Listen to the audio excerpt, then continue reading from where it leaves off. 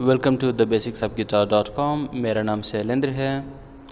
Basic lessons for beginners मेरे website का पहला प्रोजेक्ट है और ये 20 लेसन्स की सीरीज़ है 20 हफ्तों के लिए। इस गिटार को आप नॉर्मली एकूस्टिक गिटार कहते हो। इसका टेक्निकल नाम है स्टील स्ट्रिंग एकूस्टिक गिटार। इसे नट पोजीशन कहते हैं। सामने की तरफ फ्रेट बोर्ड या फिंगर बोर्ड कहते हैं। मेटल की जो स्ट्रिप्स हैं इसे फ्रेट कहते हैं, FRET फ्रेट। और फ्रेट बोर्ड के ऊपर मार्किंग होती है। इस पोर्शन को साउंड बोर्ड कहते हैं, इसे साउंड होल कहते हैं। ये हमारा ब्रिज है।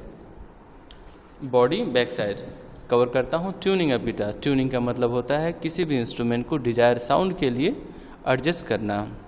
जिन लोगों ने गिटार को इन्वेंट किया, इन लोगों ने उनसे मास्टर पियानो से ट्यून किया। पहली, दूसरी, तीसरी, चौथी, पांचवी, छठवीं string, first, second, third, fourth, fifth and sixth. ऊपर की 3 स्ट्रिंग्स को समटाइम्स लोअर स्ट्रिंग कहते हैं क्योंकि ये लोअर फ्रीक्वेंसी प्रोड्यूस करती हैं।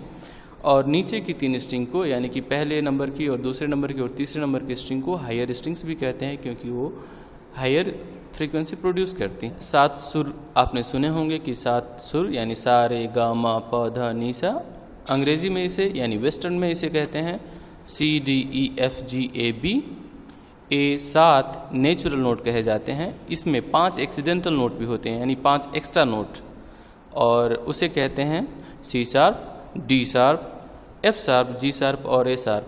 तो सभी मिला के हो गए हमारे पास 12 नोट। ठीक है।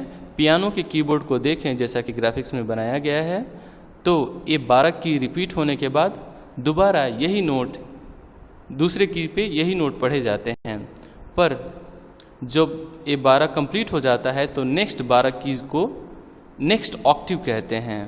ट्यूनर भी खरीदा होगा, उस ट्यूनर से फिलहाल इसे हमें ट्यून करना है। पहले को E पे, दूसरे को B पे, तीसरे को G पे, चौथे को D पे, पांचवें को A पे और छठे को E पे ट्यून करना है। According to that chromatic scale ये E है, तब नेक्स्ट फ्रेट F होगा according to that chromatic scale. फिर दूसरे फ्रेट पे F शार्प, फिर G, फिर G शार्प, उसके बाद A, फिर A शार्प, फिर B, C sharp, D sharp, E। लेकिन आपको एटलीस्ट 15वें फ्रेट तक सारे नोटों को आइडेंटिफाई करना है। दूसरे नंबर की स्ट्रिंग को मैंने दिखाया है। B के बाद C के बाद D के बाद E के बाद F, G, A, B तक दिखाया हूँ। तो मैं सारे नेचुरल नोटों को दिखा रहा हूँ।